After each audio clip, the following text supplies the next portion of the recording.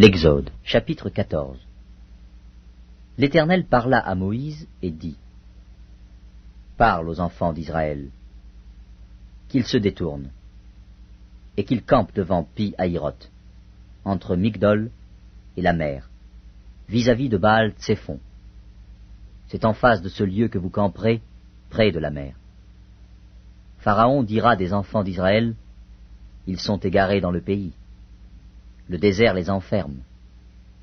J'endurcirai le cœur de Pharaon, et il les poursuivra.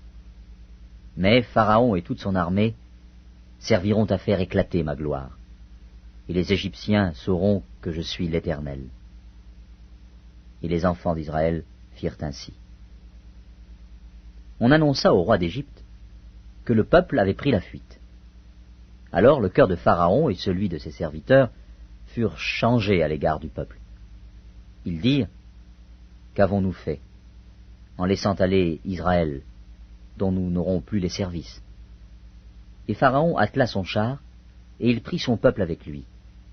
Il prit 600 chars d'élite, et tous les chars de l'Égypte. Il y avait sur tous des combattants. L'Éternel endurcit le cœur de Pharaon, roi d'Égypte, et Pharaon poursuivit les enfants d'Israël. Les enfants d'Israël étaient sortis la main levée. Les Égyptiens les poursuivirent, et tous les chevaux, les chars de Pharaon, ses cavaliers et son armée, les atteignirent campés près de la mer, vers Pi-Hahiroth, vis-à-vis de Baal-Tséphon. Pharaon approchait. Les enfants d'Israël levèrent les yeux, et voici, les Égyptiens étaient en marche derrière eux. Et les enfants d'Israël eurent une grande frayeur, et crièrent à l'Éternel.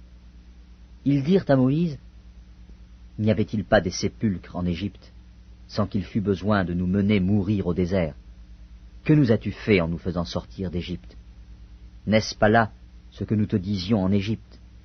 Laisse-nous servir les Égyptiens, car nous aimons mieux servir les Égyptiens que de mourir au désert. Moïse répondit au peuple : Ne craignez rien, restez en place, et regardez la délivrance que l'Éternel va vous accorder en ce jour. Car les Égyptiens que vous voyez aujourd'hui, vous ne les verrez plus jamais. L'Éternel combattra pour vous, et vous, gardez le silence. L'Éternel dit à Moïse : Pourquoi ces cris ? Parle aux enfants d'Israël, et qu'ils marchent. Toi, lève ta verge, étends ta main sur la mer, et fends-la.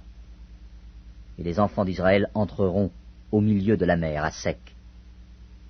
Et moi, je vais endurcir le cœur des Égyptiens, pour qu'ils y entrent après eux.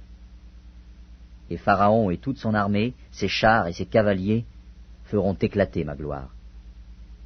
Et les Égyptiens sauront que je suis l'Éternel, quand Pharaon, ses chars et ses cavaliers auront fait éclater ma gloire. L'ange de Dieu, qui allait devant le camp d'Israël, partit et alla derrière eux. Et la colonne de nuée qui les précédait partit et se tint derrière eux. Elle se plaça entre le camp des Égyptiens et le camp d'Israël. Cette nuée était ténébreuse d'un côté, et de l'autre, elle éclairait la nuit. Et les deux camps n'approchèrent point l'un de l'autre pendant toute la nuit. Moïse étendit sa main sur la mer, et l'Éternel refoula la mer par un vent d'Orient qui souffla avec impétuosité toute la nuit. Il mit la mer à sec, et les eaux se fendirent. Les enfants d'Israël entrèrent au milieu de la mer à sec, et les eaux formaient comme une muraille à leur droite et à leur gauche. Les Égyptiens les poursuivirent, et tous les chevaux de Pharaon, ses chars et ses cavaliers, entrèrent après eux au milieu de la mer.